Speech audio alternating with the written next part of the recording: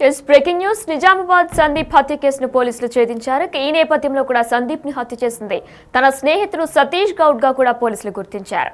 అయితే ఇదే నేపథ్యంలో ఈ నెల 17న ఇందల్వాయ్ అటవీ ప్రాంతంలో సందీప్ దారుణ హత్యకు గురయ్యాడు. ఒక ఆటో కోసం కూడా సందీప్ ని చంపేసిన ఘటన చోటు చేసుకుంది.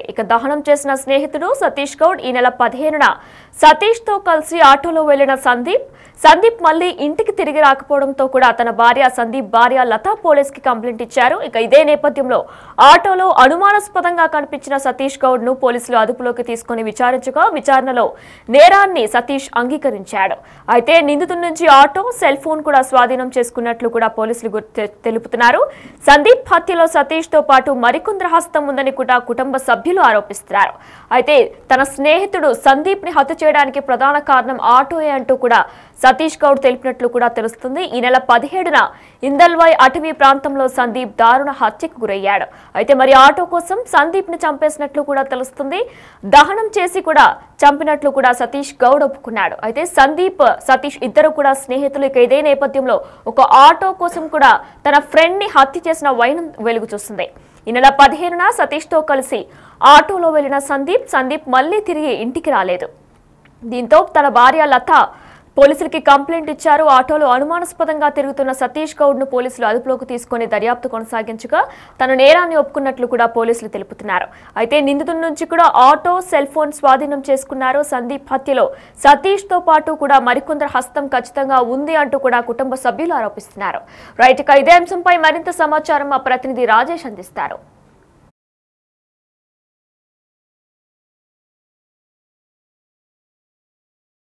సరిగ్గా 4 రోజుల క్రితం నాగారంకి చెందిన సందీప్ అనే వ్యక్తి మిస్సింగ్ అయ్యాడని తన భార్య, కుటుంబ సభ్యులు పోలీసులకు ఫిర్యాదు చేశారు.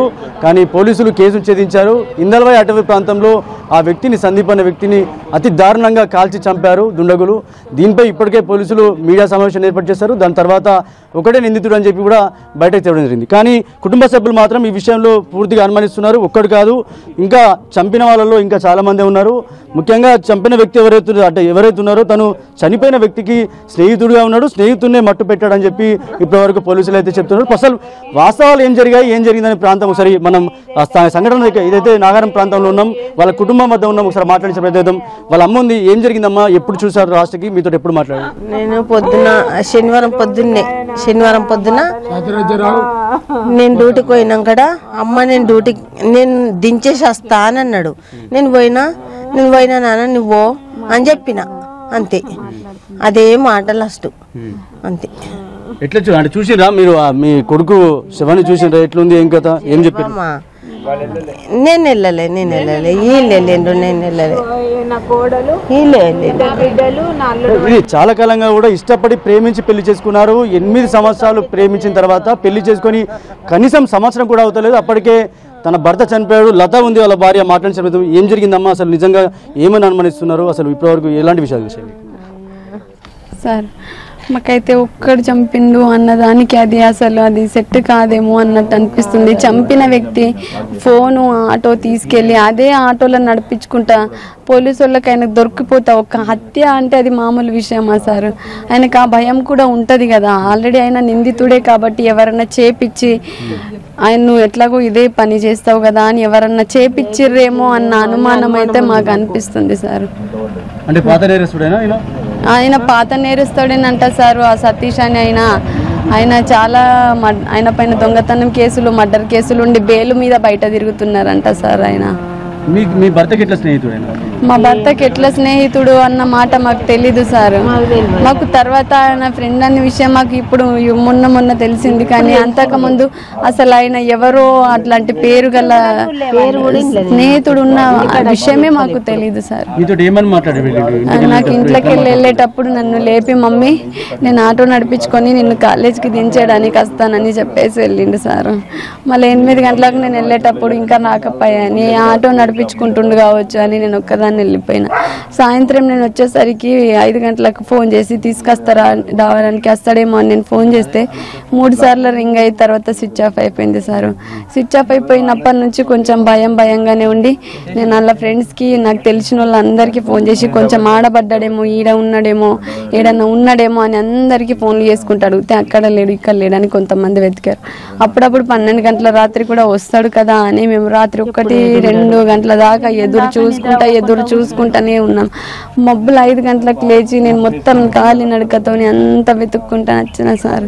ఎక్కడ కనిపించకపోయేసరికి పోలీస్ కంప్లైంట్ ఇచ్చినాం సార్. మేము ఎట్లా ఉండే చూసేసరికి వాడి అంటే చనిపోయిందని ఎట్లా తెలిసింది? పోలీస్ కంప్లైంట్ ఇచ్చిన నెక్స్ట్ డేనే సార్ ఎస్ఐ సార్ మాకు ఒక ఫోటో పంపించారు. ఆ ఫోటోలో మా ఆయనకున్న పిలిపిర్ల సాయంతో, ఆ కాళ్ళ సాయంతో మేము మా ఆయన అని నేను గుర్తించాను సార్. స్పాట్కి వెళ్ళిన కాల్ చేసిందంట సారు, కాల్ చేసిందంట.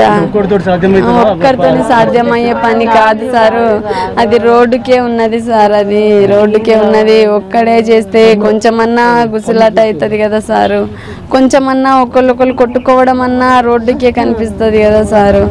ఒక్కడే అయితే మా ఆయన 10 మంది నాపేటంత మనిషి ఉన్నాడు సార్. ఒక్కళ్ళతో ఎట్లా అవుతుందని మేము అనుకుంటున్నాం సార్.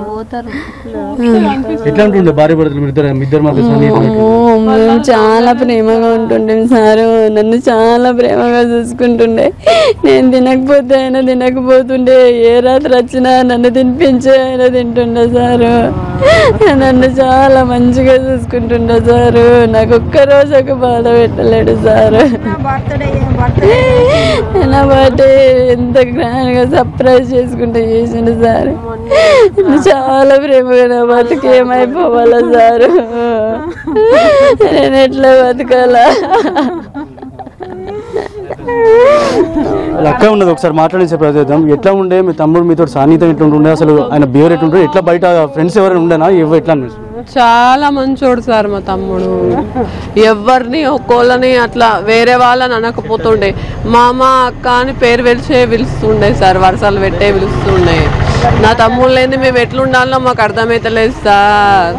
మా తమ్ముడు మమ్మల్ని అది మొత్తం ఘోరంగా చంపేసిర్రు సార్. వాళ్ళకు మాత్రం కఠినమైన శిక్ష వేయాలి సార్. వాడికి మాత్రం ఏం డిమాండ్ చేస్తున్నారు రాష్ట్ర చెప్పండి? వాడికి శిక్ష పడాలి, డిమాండ్ కాదు, వాడికి శిక్ష పడాలి. వాళ్ళకి సంబంధించిన వాళ్ళ కుటుంబ సభ్యులు ఉన్నారు, ఏం చెప్తావు అంటే నిజంగా ఏం జరిగింది? నిజం చెప్తున్నా అంటే ఏంటంటే వాడికి ఎట్లయితే చంపేసిర్రో అదే విధంగా వాళ్ళు ఎవడన్నా కానీ అదే విధంగా చంపేమని చెప్పి పోలీసు వాళ్ళకి ఒకటి వస్తున్నాం, అంతకంటే ఎవరికి ఏం లేదు. సేమ్ అంతే, సేమ్ అదే వాడికి ఎట్లా కాళ్ళ కొట్టేసి చంపేసారు ఆనా కొడుకులు ఎవడన్నా దొరకని వాళ్ళ కూడా అదే శిక్ష పడాలి అంతే, అంతకంటే ఏం లేదు. రేపటి నుంచి అక్కడ ధర్నా చేస్తాం సార్ పోలీస్ స్టేషన్. రైట్, ఇది మొత్తంగా ఏదైతే ఎవరైతే చనిపోయిన వ్యక్తి ఎవరైతున్నారో వాళ్ళ కుటుంబ సభ్యులు ఒకటే డిమాండ్ చేస్తున్నారు. ఎవరైతే సందీప్ ఎవరైతే చనిపోయాడో వాళ్ళ కుటుంబ సభ్యులు భార్య కూడా ఒకటే డిమాండ్ చేస్తుంది. చాలా అన్యోన్యంగా ప్రేమతోటి ఉన్నాం, చాలా సంవత్సరాలు ప్రేమించుకున్నాం, ప్రేమ పెళ్లి చేసుకున్నాం. చాలా కాలంగా ఇలా తనకు సంబంధించిన ఎవరు కూడా శత్రువులు ఉన్నారు. కానీ ఏం జరిగిందో దాని వెనుక ఏం జరిగిందో పూర్తి విచారణ జరగాలి. ఎవరైతే వ్యక్తి ఉన్నాడో తన ఒక్కరే చంపలేదు, సందీప్ అనే సతీష్ అనే ఒక్క వ్యక్తి చంపలేదు. ఇంకా చాలా మంది కూడా ఈ ఏదైతే హత్య చేసిన కేసులో ఇంకా చాలా మంది ఉన్నారు. వాళ్ళందరిపై కూడా కఠిన చర్యలు తీసుకోవాలి. దీనిపై న్యాయ పోరాటం కూడా చేస్తామని కుటుంబ సభ్యులు డిమాండ్ చేస్తున్నారు. ఇది ఇక్కడ తాజా కెమెరా పర్సన్ సందీప్తో రాజేష్, బిగ్ టీవీ, నిజామాబాద్. నిజామాబాద్ సందీప్ హత్య కేసును పోలీసులు ఛేదించారు. ఇక ఇదే అంశంపై ఏసీపీ కూడా మాట్లాడారు. ఆయన ఏమన్నారు ఇప్పుడు ఒకసారి చూద్దాం.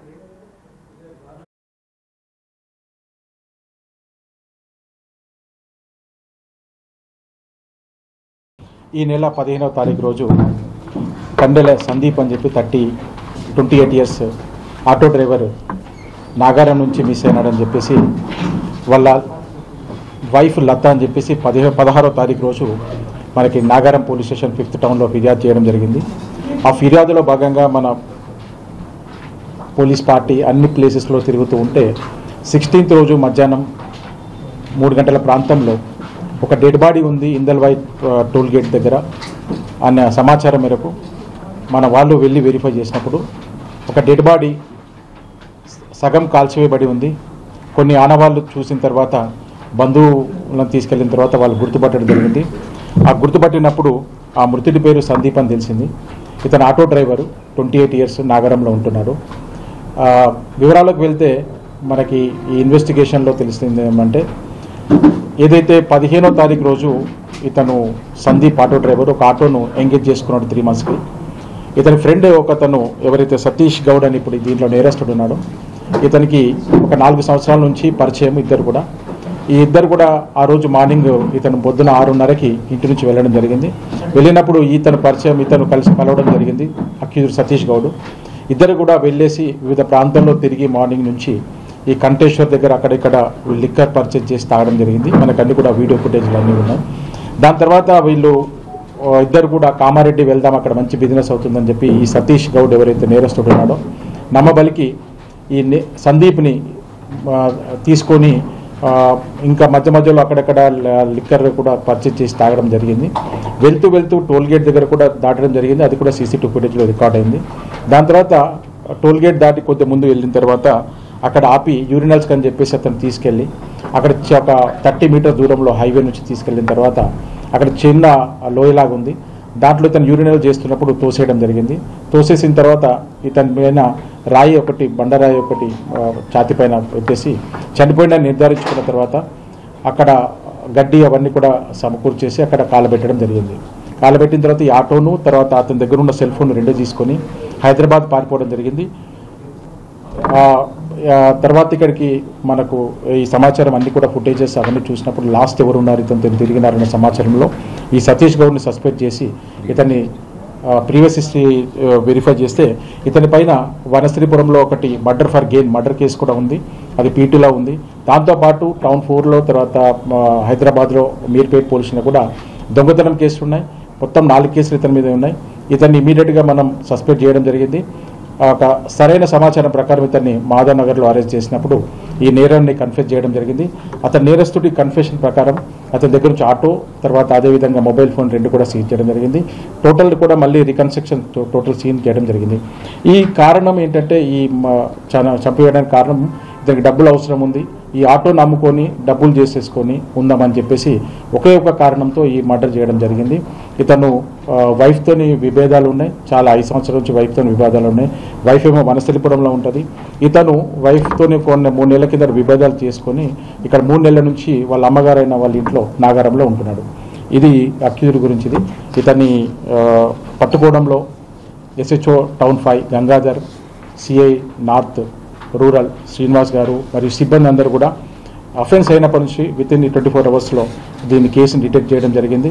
అతి తొందరలో వితిన్ 24 అవర్స్ డిటెక్ట్ చేసినందుకు SHOని తర్వాత ఇన్స్పెక్టర్ని అభినందిస్తూ వాళ్ళకి సరైన రివార్డ్స్ సిపి గారికి ప్రపోజల్గా పెట్టడం జరుగుతుంది. ఈ కేసులో ఇతన్ని రిమైండ్ చేయడంతో పాటు ఇంకా ఫర్దర్ కూడా మళ్ళీ కస్టడీ తీసుకొని ఫర్దర్ కూడా చేయడం జరుగుతుంది.